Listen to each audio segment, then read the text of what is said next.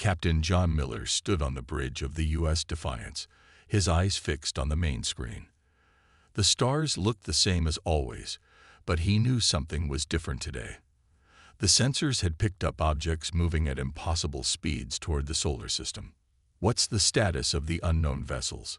he asked, keeping his voice calm despite the tension building in his chest. Lieutenant Ethan Reeves looked up from his communications station.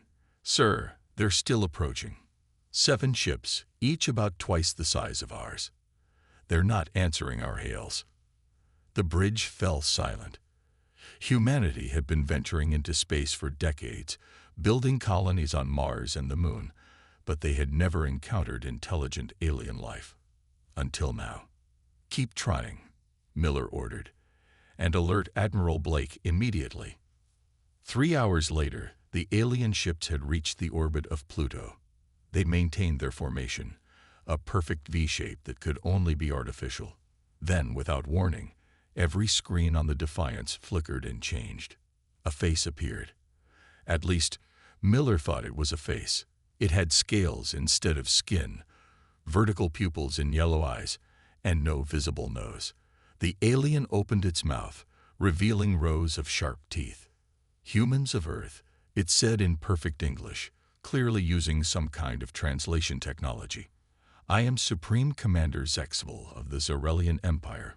Your planet now falls within our territory. You will surrender all military assets and prepare for integration into our society as a servant class.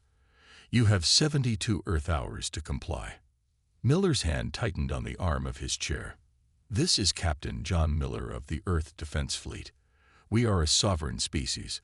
We do not surrender to threats." The alien made a sound that might have been laughter. "Captain, the Zarelian Empire spans 27 star systems. We have conquered species far more advanced than yours. Your resistance would be brief and painful." The transmission cut off. Miller immediately opened a secure channel to Earth. In Washington, D.C., Admiral Susan Blake watched the recording of the alien message for the 3rd time. Around the table sat the leaders of Earth's major nations, their faces grim. "How many ships do we have that can reach deep space?" asked the president. 42 combat-ready vessels," Blake replied, "plus another 30 that could be ready within a week. But based on the scans from the Defiance, their technology is at least a century ahead of ours. So we can't win." The question hung in the air. Blake stood up. "With respect, Madam President, that's not the right question. The right question is, what do these Zarelians know about humans?" Back on the Defiance, Lieutenant Reeves was working frantically at his station. "Captain, I've analyzed their transmission protocols. They're advanced, but there's something odd. They're not protecting against certain types of data intrusion." Miller leaned over his shoulder. "Can we use that?" "Yes, sir. I believe I can access some of their communications, maybe even their data banks." "Do it," Miller ordered. "Find out everything you can about these Zarelians." Hours passed. The alien ships remained motionless beyond Pluto. On Earth, military forces around the globe were put on high alert. Civilians were not yet told of the threat. There was no need to cause panic until they knew more. Lieutenant Reeves finally looked up from his station, his face pale. "Sir, I've accessed their historical records. The Zarelian Empire has been expanding for over 3 centuries. Every species they've encountered has either surrendered or been wiped out." Miller nodded slowly. "And what about their records on us? What do they know about humans?" "Almost nothing, sir. They've observed our broadcasts, but consider us primitive. Their tactical assessment says we'll surrender when faced with superior force." Reeves hesitated. "They have no record of ever facing human military tactics." A slow smile spread across Miller's face. He opened a channel to Admiral Blake. "Admiral, I have an idea. The Zarelians have conquered 27 star systems, but they've never fought humans before. They don't know what we're capable of." He paused. "Maybe it's time we show them." Blake's voice came back firm and clear. "Proceed, Captain. Let's give them a history lesson they won't forget." Commander Alice Wright moved silently through the darkness of the Martian outpost. 5 soldiers followed her, their faces hidden behind special masks that Dr. Richard Owens had designed to protect against any alien bacteria or gases. The red dust of Mars crunched softly under their boots. "Status report," she whispered into her comm. "All clear," came the reply from Sergeant Paul Davis, who was watching the perimeter. "No sign they've detected us." The Zarelians had landed a small ship on Mars just hours after their ultimatum. Earth's leaders guessed they were setting up a forward base, but no one knew for sure. Commander Wright's mission was simple: gather intelligence without being seen. Back on Earth, Admiral Blake met with Dr. Owens in his laboratory beneath the Rocky Mountains. "What have you learned about them?" she asked, looking at the screens displaying alien biology charts. Dr. Owens pointed to an image of what looked like a brain scan. "Their nervous system is different from ours. They process information faster, but they're extremely sensitive to certain sound frequencies." He picked up a small device. "This emits a pulse that should disorient them without harming humans. How many can you make in 48 hours? With all our manufacturing plants working together?" "Thousands." Admiral Blake nodded. "Start production immediately." On the Zyrelian command ship, General Kraxtar reviewed the data on humans with growing irritation. "They're stalling," he said to his second-in-command. "Nearly 40 Earth hours have passed, and they've given no indication of surrender." "Perhaps they need more time to accept their fate," said Commander Vixna. Kraxtar slammed his scaled fist on the console. "No, they're planning something. But what can they do? Their technology is primitive. They haven't even developed proper space travel beyond their own system. Our scouts report unusual activity around their moon base," Vixna said. "Probably evacuating their leaders." Kraxtar dismissed. "Prepare a small strike force. We'll destroy one of their lunar colonies as a demonstration of our power." Aboard the U.S. Defiance, Captain Miller received the news from Lieutenant Reeves. "Sir, I've detected energy signatures consistent with weapons charging on one of the alien vessels. They're moving toward Luna." Miller's jaw tightened. "Alert the lunar colonies to activate emergency protocols." He turned to his first officer. "Prepare the ship for combat. And get me Ambassador Frank Daniels on a secure line." Ambassador Daniels was an older man with gray hair and steady hands. He had negotiated peace during the Resource Wars and was Earth's most experienced diplomat. Now he sat in a small shuttle, flying toward the Zyrelian fleet with only a pilot for company. "You understand this is likely a one-way trip," Miller had told him. Daniels had smiled. "I'm 72 years old, Captain. If my final act can help humanity, so be it." The ambassador's shuttle approached the massive alien flagship, broadcasting on all frequencies. "This is Earth Ambassador Frank Daniels, requesting to speak with Zarelian Command." To everyone's surprise, the Zarelians allowed the small vessel to dock. General Kraxtar watched as the human entered his command center. The ambassador was smaller than he expected, and clearly older. "You waste our time," Kraxtar said. "Your surrender should be complete, not piecemeal." Ambassador Daniels stood straight, his eyes never leaving the alien general's face. "I'm not here to surrender.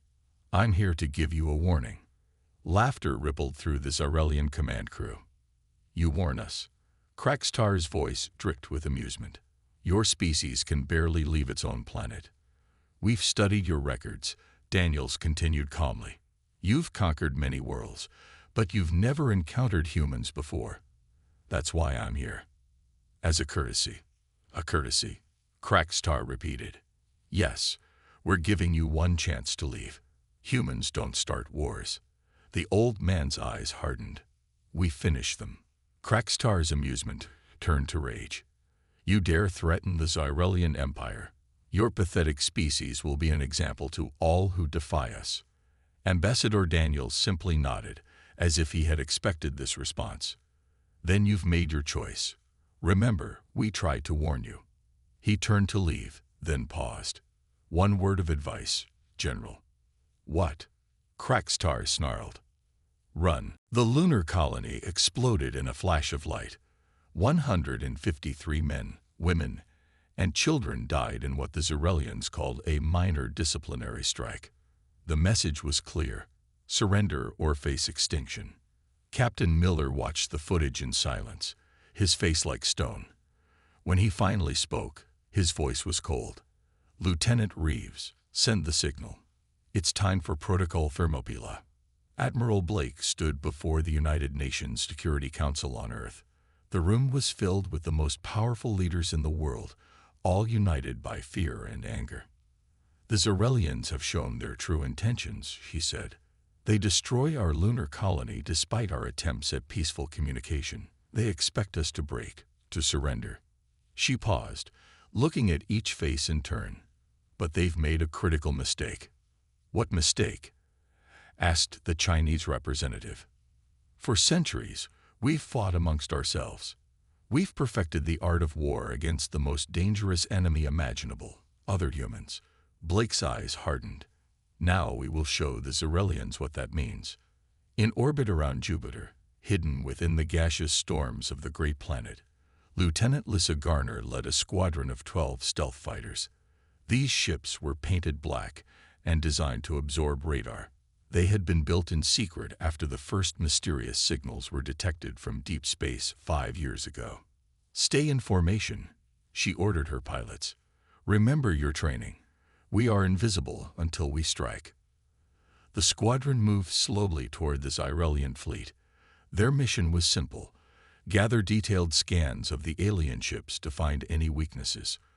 On the Xerelian command ship, Commander Vixna frowned at her instruments. "General, I'm detecting unusual energy readings from Earth." General Crackstar barely looked up.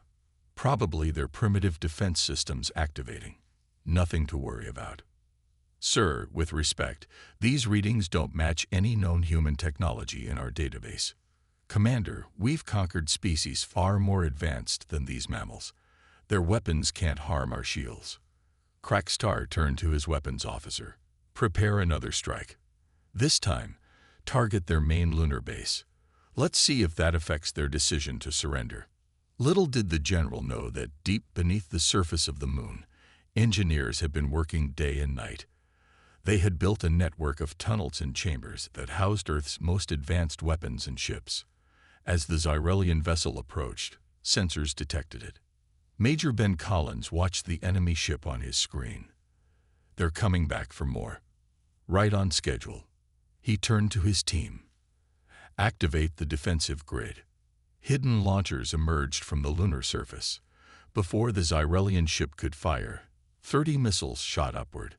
These weren't ordinary missiles. They contained Dr. Owen's disruptor technology, designed to interfere with Xerelian systems. The alien ship tried to raise shields, but the missiles detonated before impact, releasing a pulse of energy that disrupted their power systems. For 3 critical seconds, the Xerelian vessel was defenseless. That was all the time Major Collins needed. "Fire main cannon." A beam of concentrated energy shot from the lunar base, slicing through the alien ship. The vessel exploded in a burst of fire and debris. On Earth, Admiral Blake received the news with grim satisfaction. "Tell all units, Operation Hornet's Nest is now active." Across the solar system, hidden bases and ships revealed themselves. The fleet that emerged was 3 times larger than what Xerelian intelligence had estimated. Humanity had been preparing for this day, building in secret, knowing that contact with alien life might not be peaceful. Captain Miller sent a message to all Earth forces. "The enemy has fired the first shot. They've killed our people. Now we show them why they should have taken our warning seriously." In his private quarters, the Xerelian Emperor Zaxthar received the news of the destroyed ship with shock. "How is this possible? They're a pre-FTL species." His advisor looked equally confused. "Sire, we may have underestimated them." The Emperor's scales darkened with rage. "Gather the full fleet. We will crush these humans and take their world by force." But as Xerelian reinforcements began to arrive, they found themselves facing an enemy unlike any they had encountered in 300 years of conquest. The space around Earth filled with ships as Operation Hornet's Nest went into full effect. Vessels hidden in asteroid belts, beneath the ice of Europa, and in secret bases on Mars all launched at once. Earth's true fleet revealed itself, and the Zarelians faced a force they had not expected. "How did we miss this?" Emperor Zaxthar demanded, staring at the holographic display showing hundreds of human vessels. "Our scouts reported only a handful of primitive ships." His military advisor swallowed nervously. "Sire, it appears the humans concealed their true capabilities. They must have been preparing for decades." On the U.S. Defiance, Captain Miller coordinated the human response. Ships moved in precise formations, targeting the weaker points of Zarelian vessels that Lieutenant Garner's stealth mission had identified. "Sir," Lieutenant Reeves called out, "the Zarelians are bringing in reinforcements. Long-range sensors detect at least 30 more ships entering the system." Miller nodded calmly. "Just as we predicted. Admiral Blake, are you ready?" Admiral Blake stood in a fortified bunker beneath the Rocky Mountains. Around her, technicians monitored a massive array of satellites that had been disguised as weather monitoring systems for years. This was the Artemis Network, Earth's planetary defense system. "We're ready, Captain," she confirmed. "Dr. Phillips, activate the network." Dr. Karen Phillips, a brilliant physicist who had designed the system, pressed her palm against a scanner. Screens lit up around the room as hundreds of satellites changed their positions, forming a web around Earth. "Artemis Network online," she announced. "Ready to deploy." The Zarelian reinforcements arrived, their ships far larger than the first wave. They outnumbered the human fleet 5-1. General Crackstar smiled with satisfaction as he watched from his command ship. "Now we will crush these arrogant mammals," he said. "All ships target their fleet and fire at will." But as the Zarelian weapons charge, the Artemis network activated. The satellites projected an energy field that absorbed the incoming attacks, then redirected them back at the alien vessels. 3 Zarelian ships exploded before they realized what was happening. "Impossible," Crackstar shouted. "How are they doing this?" Meanwhile, Major Ben Collins led a team of Special Forces soldiers on a daring mission. Using stealth shuttles, they approached the Zarelian command ship. Their suits were made with technology reverse-engineered from crashed alien scouts found in remote areas of Earth decades ago. "Remember," Collins told his team, "our goal is to access their central computer. Dr. Owens needs that data to complete his work." The small team attached themselves to the hull of the massive alien vessel. Using cutting tools, they created an entry point and slipped inside undetected. On Earth, Dr. Owens worked frantically in his lab. The preliminary data from Lieutenant Garner's mission had given him valuable insights into Zarelian biology. Now he needed more information to complete his weapon.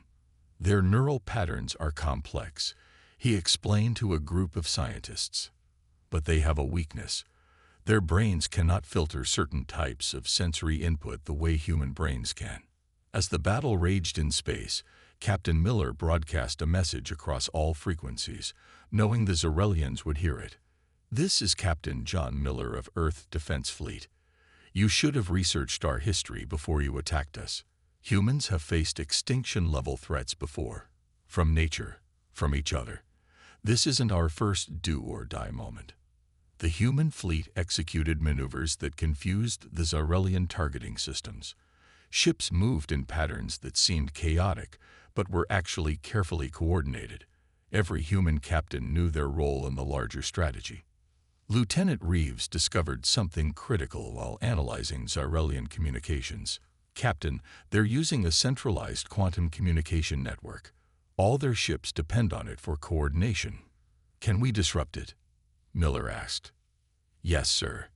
If we can get a virus into their main system, we could blind their entire fleet at once." Miller smiled. "Contact Major Collins. Tell him we found his target." Emperor Zaxthar watched with growing horror as his fleet took significant losses. In 300 years of conquest, the Empire had never faced such resistance. "Deploy the planet killers," he commanded. "If we cannot have Earth, no one will." The Xyrelian planet killers moved into position. They were massive ships, each carrying enough firepower to crack Earth's crust. General Crackstar watched with satisfaction as they prepared to fire. "The humans fought well," he admitted to Commander Vixna. "But now they will learn why the Xyrelian Empire has never been defeated." Vixna nodded but looked troubled. "Sir, our losses are already significant. Is destroying the planet necessary?" "The Emperor has commanded it," Crackstar replied sharply. "These humans must be made an example of." Inside the Xyrelian command ship, Major Collins and his team moved silently through the corridors. They had already downloaded critical data from the ship's computers and sent it back to Earth. Now they had a new mission: sabotage. "Plant the charges here," Collins whispered, pointing to what appeared to be a central power node. "Set them for remote detonation." His team worked quickly, placing small devices that Dr. Owens had designed specifically to disrupt Xyrelian technology. On Earth, Admiral Blake received the data from Collins' team. "This is it," she said, turning to Dr. Phillips. "The specifications of their planet killers." Dr. Phillips studied the information, her eyes widening. "They've concentrated all their power in the forward sections. If we can overload their main capacitors, can the Artemis network target those points specifically?" Phillips nodded. "Yes, but we'll need to concentrate all power. It will leave Earth defenseless for approximately 3 minutes." "That's a risk we'll have to take," Blake decided. "Begin reconfiguration." Aboard the U.S. Defiance, Captain Miller received new orders. "Lieutenant Reeves, what's the status of the glass spear?" "Charged and ready, sir," Reeves replied. "But we've never fired it at full power before. The simulations suggest it could overload our systems. Then we'd better get it right the first time." Miller took a deep breath. "All crew to battle stations. Prepare to deploy the glass spear." The glass spear was humanity's first antimatter weapon system, developed in secret after scientists detected unusual radiation from Proxima Centauri years earlier. It had never been used in actual combat. Lieutenant Lisa Garner and her stealth squadron positioned themselves behind the planet killers. "We're in position, Captain," she reported. "Ready to attack on your mark." The Xyrelian planet killers began to glow as they charged their main weapons. They formed a perfect line, preparing to fire simultaneously for maximum effect. "Planet killers at 90% charge," Commander Vixna reported. "Excellent," Crackstar said. "Fire when ready." Suddenly, alarms blared throughout the Xyrelian fleet. Their communication system went dark, replaced by static, and then a single voice. "Lieutenant Reeves, broadcasting on all frequencies. Your quantum communications network has been compromised," he announced. "We warned you to run." At that moment, Major Collins activated the charges his team had planted. The Xyrelian command ship lost power, plunging into darkness. "Now," Captain Miller ordered. The U.S. Defiance moved into position. On Earth, Dr. Phillips aligned the Artemis network, focusing all its power on the vulnerable sections of the planet killers. "Glass spear deployed," Lieutenant Reeves confirmed. A beam of concentrated antimatter shot from the Defiance, striking the lead planet killer at the exact moment the Artemis network fired. The combined attack created a chain reaction that spread from ship to ship. The planet killers, lined up perfectly for their own attack, became their own worst enemy as the explosion from one triggered the next. In the chaos, Garner's squadron struck, targeting the engines of any surviving ships to prevent their escape. Emperor Zaxthar watched in horror as his planet killers were destroyed one by one. "How is this possible?" he demanded. "They are savages, primitives." His advisor, pale with fear, finally spoke the truth. "Sire, I believe we have gravely underestimated these humans. Their history shows they have been fighting each other for thousands of years. They've developed warfare to a level we never imagined possible. On the Defiance, Miller watched as the Zarelian fleet fell into disarray. Without their central communication network, the alien ships could not coordinate their actions. "Send the message," he ordered. All across space, every human ship broadcast the same words. "We tried to warn you. This is your last chance. Retreat or be destroyed." Emperor Zaxthar paced the floor of his private chambers. The reports coming in were worse than he could have imagined. Half his fleet was destroyed or disabled. The planet killers, weapons that had ended entire civilizations, were gone. And still the humans fought on. "Bring me General Crackstar," he ordered. Minutes later, a hologram of the general appeared. Crackstar's scales were dull with fatigue, and one arm hung uselessly at his side, injured in an explosion. "Explain this disaster," the Emperor demanded. "Sire, the humans." Crackstar hesitated. "They fight like nothing we've ever seen. They had weapons and defenses hidden throughout their system. They knew our weaknesses before we even engaged them. How could they possibly know our weaknesses? We believe they captured and studied our scout ships, ships we thought were lost to space anomalies years ago." The Emperor's scales darkened with rage. "You told me this would be an easy conquest."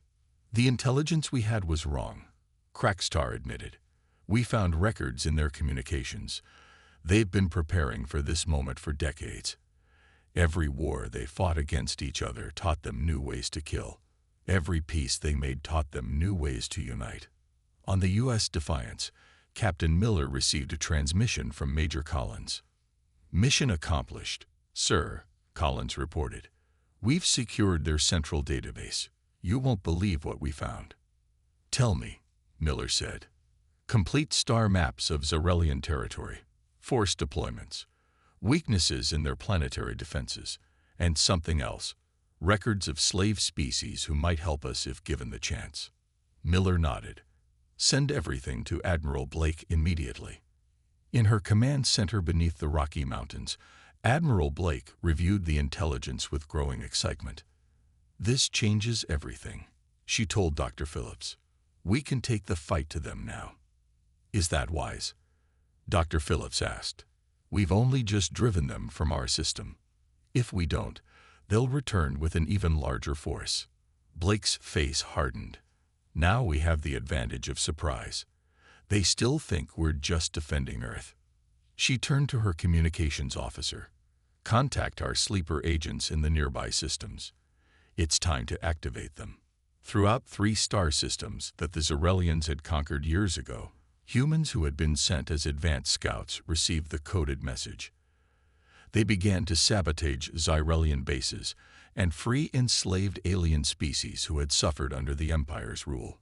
Dr. Owens completed his work on the weapon that targeted Zarelian neural patterns. Unlike the deadly weapons humanity had created before, this one was designed to incapacitate rather than kill. "It will render them unconscious for approximately 6 hours," he explained to a group of soldiers preparing for the next phase. "No lasting damage. We're not monsters." Meanwhile, Emperor Zaxthar made his decision. "Recall all forces," he commanded. "Every ship, every soldier. We will gather our full might and crush these humans once and for all."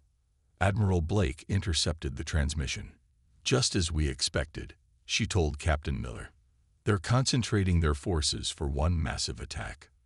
"Then it's time to spring our trap," Miller replied. The human fleet regrouped around Earth, seemingly preparing for a defensive stand. But in reality, they were positioning themselves for Admiral Blake's master plan.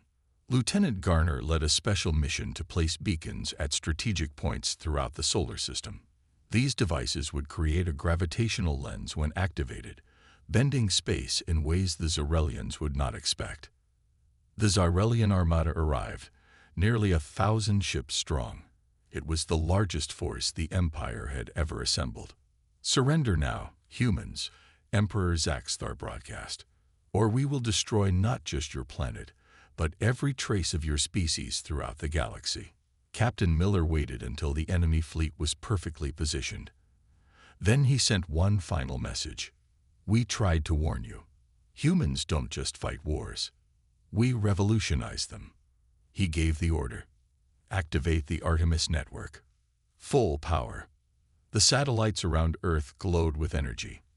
The beacons Lieutenant Garner had placed activated simultaneously, creating a massive gravitational lens that focused the power of the Artemis network directly onto the Defiance's main cannon. Fire the glass spear, Miller commanded. The antimatter beam shot from the Defiance, amplified 1,000-fold by the gravitational lens. It cut through the center of the Xyrelian fleet like a knife through paper, destroying hundreds of ships in seconds. Emperor Zaxthar watched in horror as his mighty armada was torn apart. For the first time in the history of the Xyrelian Empire, he gave an order he never thought possible. "Retreat," he whispered. "Retreat from the humans." 6 months passed since the day the Xyrelian fleet retreated from Earth. The solar system had changed forever. Humans had not only defended their home, but had pushed outward, freeing worlds that had suffered under Xyrelian rule for generations. Captain John Miller, now Admiral Miller, stood on the observation deck of the New Earth flagship, the Defiance I. The ship was larger than its predecessor, incorporating technology adapted from captured Xyrelian vessels. "Admiral, the delegates are ready," Lieutenant Reeves, now a full commander, informed him. Miller nodded. "Thank you, Commander. Let's not keep them waiting." In the main conference room, representatives from 14 alien species gathered around a large table. Some had scales, others fur, and a few had features humans had never imagined possible. But they all shared one thing: freedom from Xyrelian oppression. "The Sol Accords are ready for signing," Ambassador Frank Daniels announced. The elderly diplomat had survived his mission against all odds and now led Earth's diplomatic efforts. "Today marks a new chapter for all our peoples." On the other side of the table sat 3 Xyrelians, including Commander Vixna. The Xyrelian Empire had not been destroyed. Humanity had shown restraint once victory was assured. Instead, the Empire had been forced to recognize Earth's sovereignty and the independence of any world that wished to join the new alliance. "My Emperor sends his acknowledgement of these terms," Vixna said stiffly. Her pride was wounded, but she was smart enough to know the alternative was worse. Admiral Blake, watching from Earth via hologram, smiled slightly. "We could have destroyed your entire fleet that day," she reminded the Xyrelian. "Remember that when you report back to your Emperor." The Sol Accords were signed. Humanity, in just 6 months, had gone from a single-planet species to the leader of a coalition spanning 14 star systems.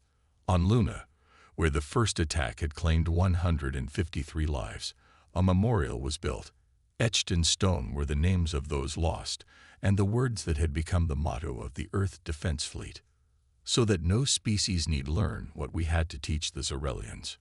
Dr. Karen Phillips had been tasked with integrating alien technology with human innovation. She led a team of scientists from various species, working to ensure the coalition had defenses against any future threats. "The beauty of it," she explained to a group of visitors, "is that each species brings different perspectives. The Norians understand gravity manipulation in ways we never considered. The Talarians can build materials that our science said were impossible." Major Ben Collins, promoted to colonel, trained special forces units that included both humans and aliens. His experience infiltrating Xyrelian ships made him the perfect leader for this new combined force. "Different biologies mean different strengths," he told his troops. "Learn from each other. What's impossible for one species might be easy for another." Meanwhile, Lieutenant Lissa Garner led an expedition into former Xyrelian space. Her mission was to explore the regions beyond, ensuring no new threats were gathering. Aboard her ship, the Explorer, she studied long-range sensor data with concern. "Send this to Admiral Miller immediately," she told her communications officer. The data showed energy signatures on the far side of Xyrelian territory, signs of another spacefaring empire, one that appeared to be expanding rapidly. Admiral Miller reviewed the information in his quarters. "How soon until they reach established systems?" he asked. "At their current rate of expansion, 18 months, Admiral Blake replied from her office on Earth. Miller considered their options. Humanity had just finished one war. Were they ready for another? Then he remembered the lunar memorial and the 153 names carved in stone. Send a message, he decided. Use the long-range transmitters. Make sure they can translate it. What should it say? Blake asked. Miller's face was solemn but determined. Just 4 words. Turn back. We're waiting. On Earth, humans went about their daily lives, most unaware of this new potential threat. Children played in parks. People worked and laughed and loved. The sky above was peaceful. But beyond that sky, the Earth Defense Fleet grew stronger each day.